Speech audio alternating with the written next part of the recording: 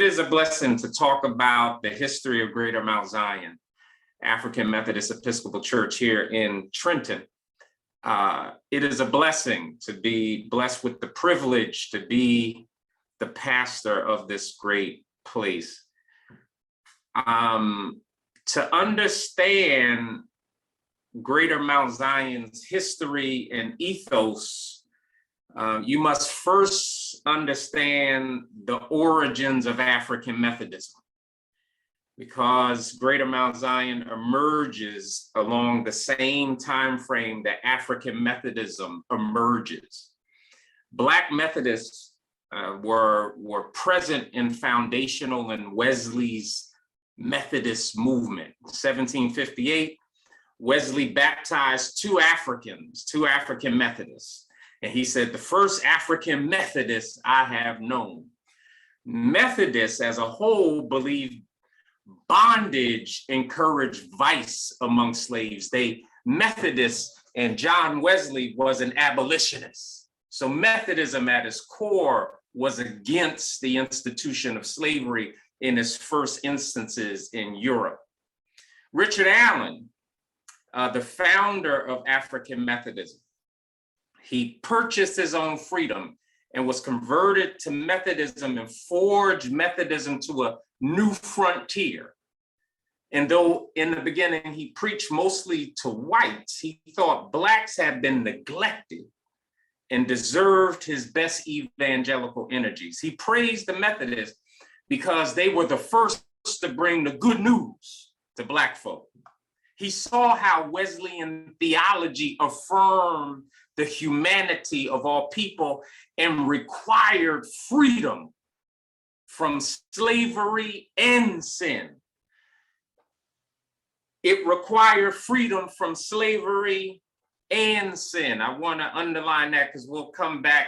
I want you to underline that because that is why we even named our organization Salvation and Social Justice is rooted in this same space. Methodism for Allen emphasized spiritual and social holiness aimed at both personal and social iniquity. So Allen here, he embraced Black consciousness while affirming everybody's humanity. And he was able to work with Wesleyan whites while he focused on evangelizing Blacks. His preaching resulted in the growth of what would become the Free African Society. His desire to start a Black congregation in Philadelphia was rejected by the white Methodists in Philadelphia. And it's important to understand that the Americanization of Methodism, remember how it was originally conceived and born out in Europe under John Wesley, had a liberationist ethos and was abolitionist and saw humanity. But when things became Americanized, even Methodism became tainted, and Allen began to see the hypocrisy in the American version of Methodism. So what happens in St. George's, for those of you that know the history, I won't go too deep, but in St. George's Methodist Church in Philadelphia, this incident where the Black parishioners there get up, they stage a protest, and they leave to go form their own society. The St. George incident is described as the first organized peaceful protest and forerunner to Black civil disobedience efforts in the United States.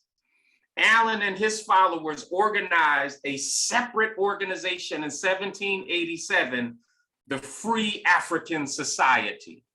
And it's important to note, especially for my Episcopal friends on the line, that Absalom Jones and Richard Allen leave together, Absalom Jones eventually going the Episcopal route and Richard Allen the Methodism route. And so he begins to create through the Free African Society a legacy of economic self-help, but he was determined to remain Methodist. A simple gospel is what he gravitated to. Recovering the spirit of Methodism belonged to Blacks fully. And after a long legal battle, Mother Bethel, African Methodist Episcopal Church, which is a historic site, beautiful sacred site for AMEs in the city of Philadelphia, is born. So Allen, in reinventing Methodism through the AME Church, created an institution that advocated and facilitated the furtherance of Black freedom, despite the forces of empire that promoted the slave trade and slavery. He designs African Methodism to connect with the emancipationist forces that were stirring in the Atlantic world to end slavery and validate the personhood of Black people. Allen founded a freedom church. A freedom church is what Richard Allen found. And from birth to his manhood, he was shaped by slavery and molded by Methodism.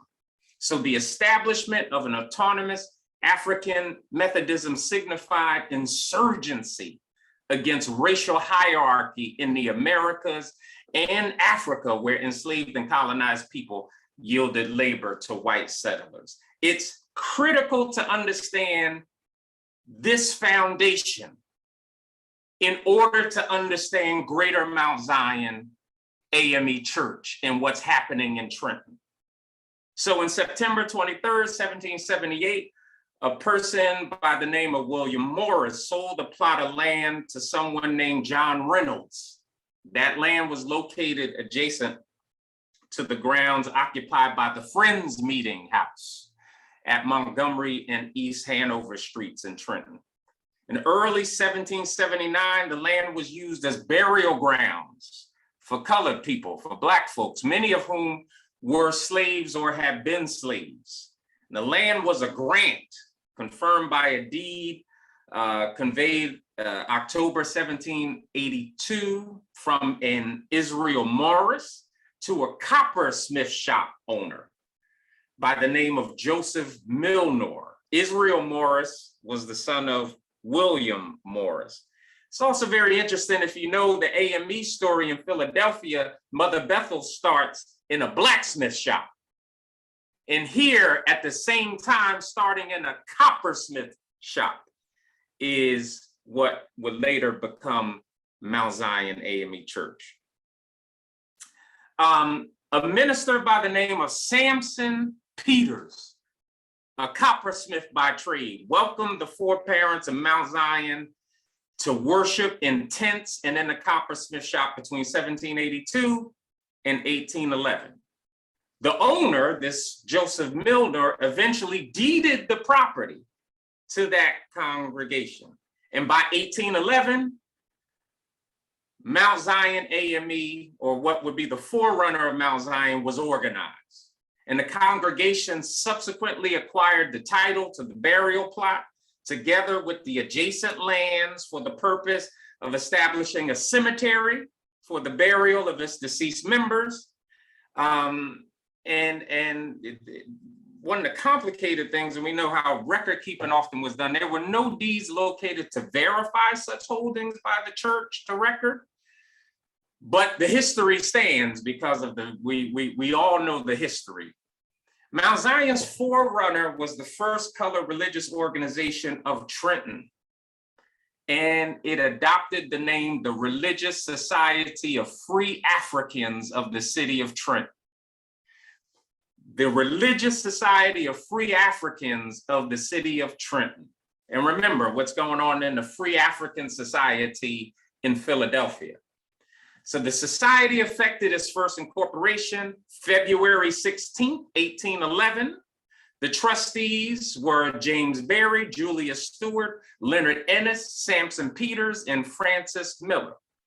In 1816, the year of the first general conference of the AME Church, all throughout the Northeast are free African societies and independent Black congregations that Richard Allen begins to organize and talking to, and they all say, we're gonna get together and we're gonna form our own denomination.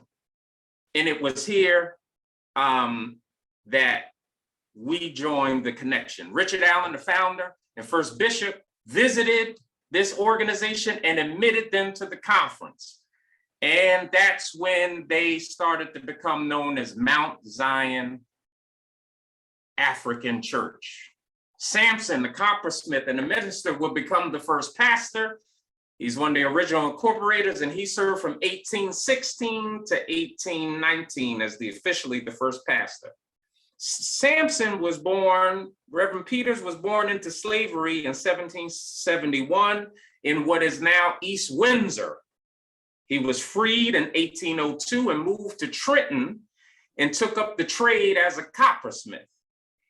He is the one, right, that led this organizing. 5 years later, in his shop is what was born of Mount Zion. He also helped to form Mount Pisgah in Princeton in 1822. And it's critically important to understand that Samson was part of an abolitionist movement, and these churches were part of the Underground Railroad system. And the Princeton and Trenton lines were connected because Samson had so much to do with all of that for the purpose of getting Black folk free. The first deed for the property at 135 Perry bears the date May 6, 1818. The second was to the trustees of Mount Zion by a Mr. Elias Stockton for the sum of $1 in 1834.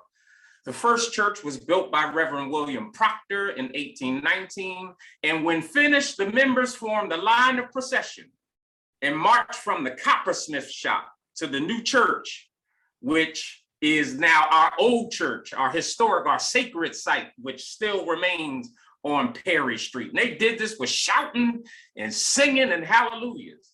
And that first building originally was an old-fashioned stone structure, erected in 1819 on a plot of land now occupied by that building. During the earliest history, when the society was dealing with a transitional ban on slavery, states seeking acceptance into the new union of the US, major court decisions determining that people of color were not US citizens, the Religious Free Society of Africans, what would become Mount Zion AME Church, were organizing, purchasing property, developing spaces for Black children that were not given space by other folks, developing education mechanisms, all in the power and the spirit of giving Black people power, giving Black people dignity, creating space and solving issues for ourselves. One historian writes, in New Jersey, Black churches opened in over a dozen little towns throughout the 1830s, and initially these churches used itinerants, but gradually they hired permanent ministers to serve congregations. The Trenton, New Jersey AME Conference, he writes, for instance, employed a staff of 10 ministers and exhorters to preach in small congregations. The conference established tight discipline, standards for ministers and parishioners. The development of this Black church network opened career paths for ambitious Black folks during a period when discrimination cut short Black ambitions in virtually every other field. AME churches and the anti-slavery movement provided vertical mobility. By November 30th in 1831, Greater Mount Zion hosted meetings to push back on the African colonization movement. They, from the door, were involved in abolition and freedom.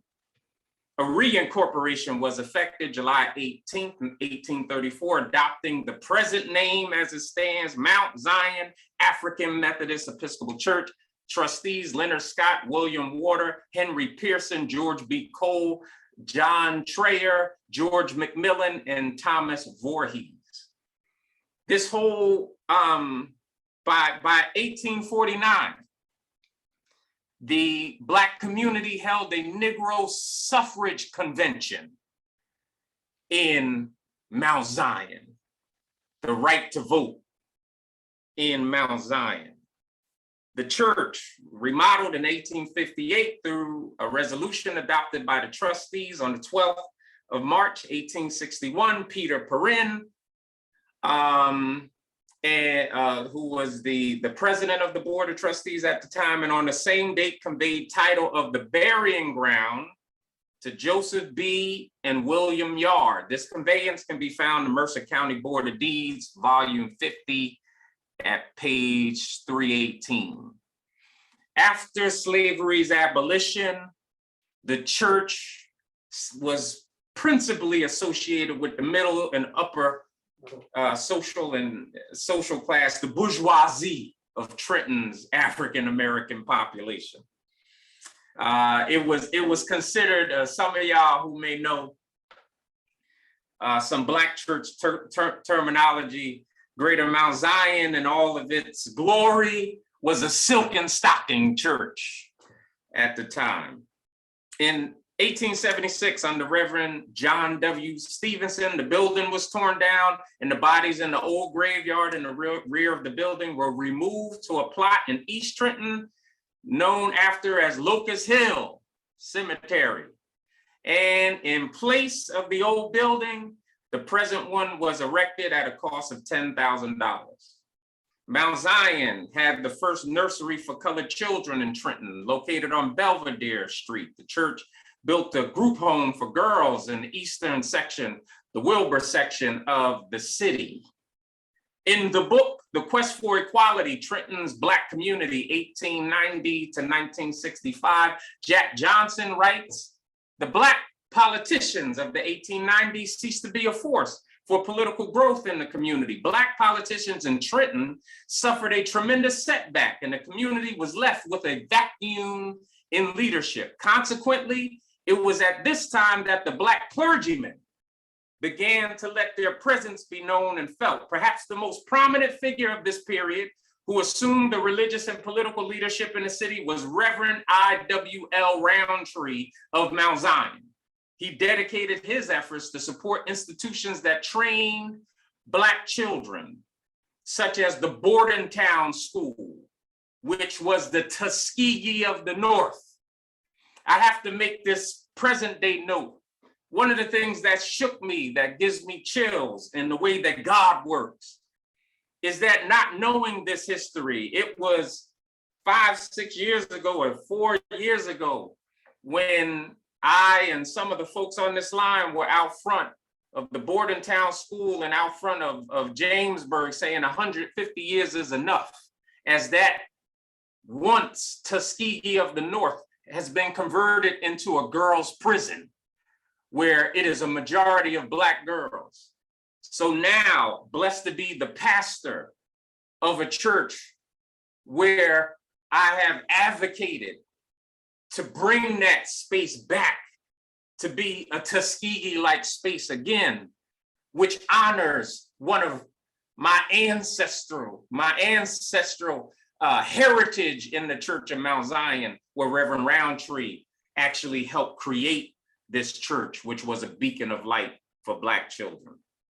One of the longest pastorates was that of Reverend Solomon Porter Hood. He served from 1910 to 1916, and he became United States Minister to the Republic of Liberia. Mount Zion is no stranger to being the first, no stranger to being connected. It is the first Black religious organization in the city of Trenton.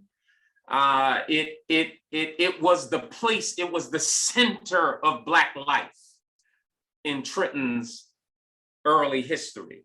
And as the Great Migration took place, most of the folks got off the bus, got off the train, got off however they got up here, and they connected with the community at Mount Zion.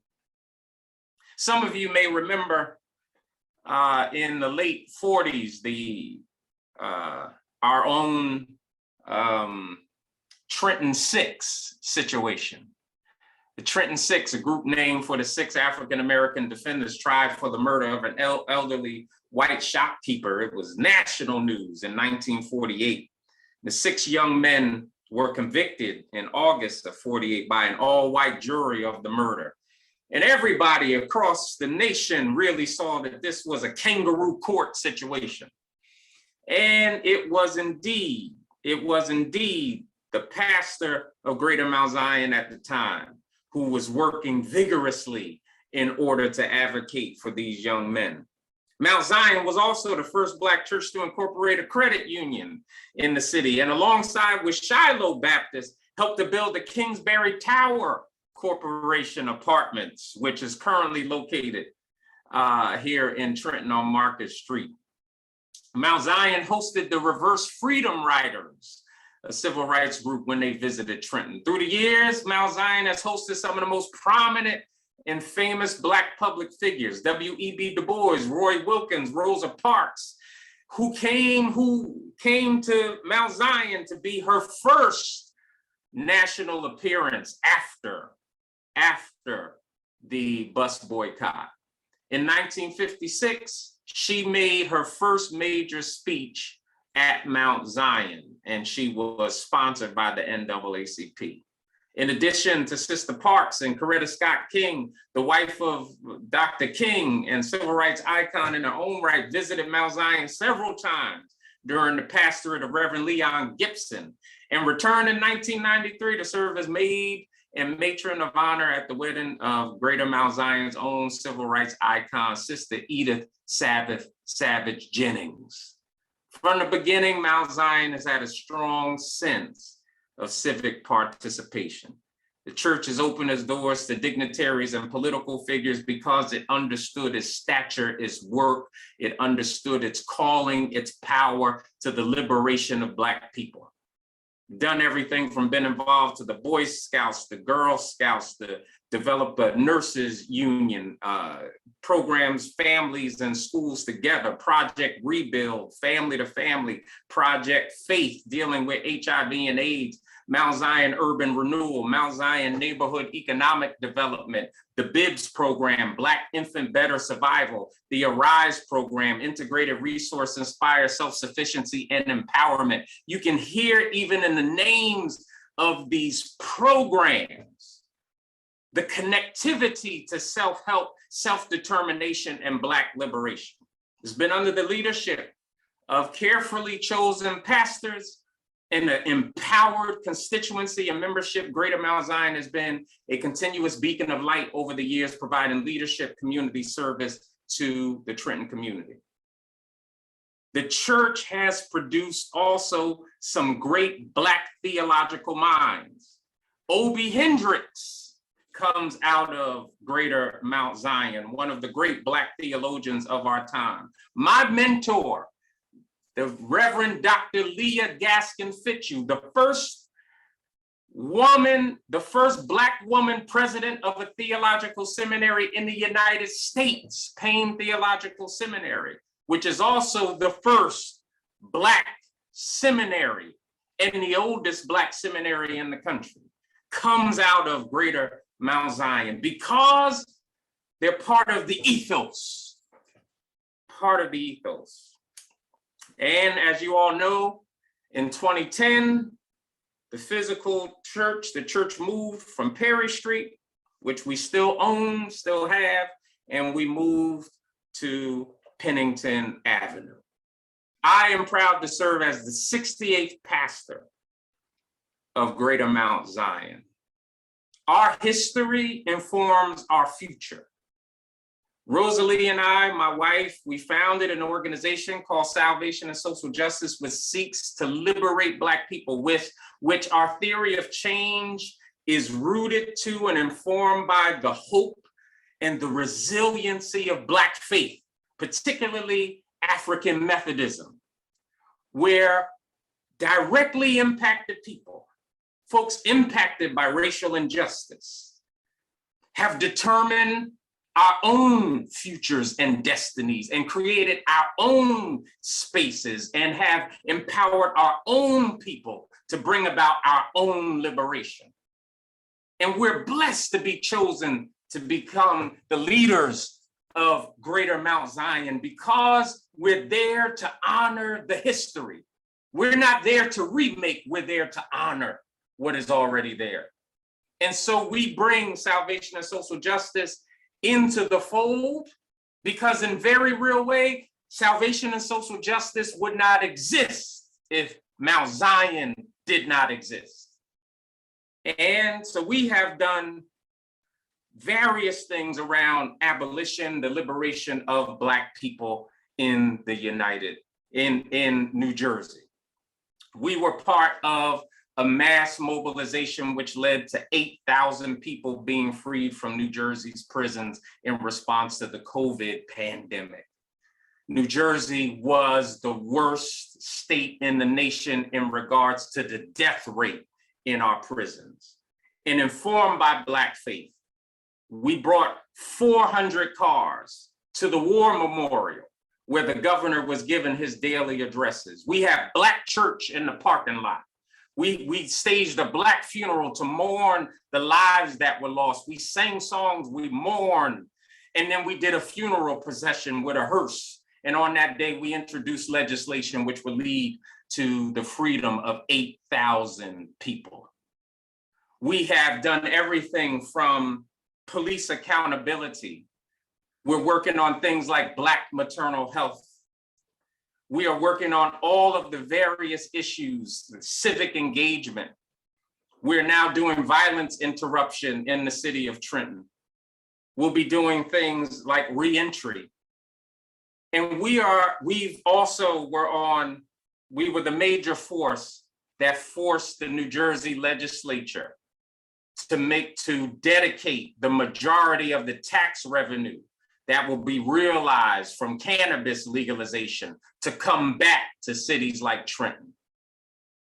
So this, sisters and brothers, is the legacy that we are trying to uphold, that we are trying to honor, because the history, the work, the movement created on Perry Street, created with a couple of Black folks that said, we're going to determine our own pathway, gives birth to even new ministries to this day, like salvation and social justice. And so we praise God for the opportunity to be in and rooted in such a historic congregation, a movement which continues to move even unto today. I thank God for the opportunity to share. I thank God for the opportunity to be with you, but thank you so much.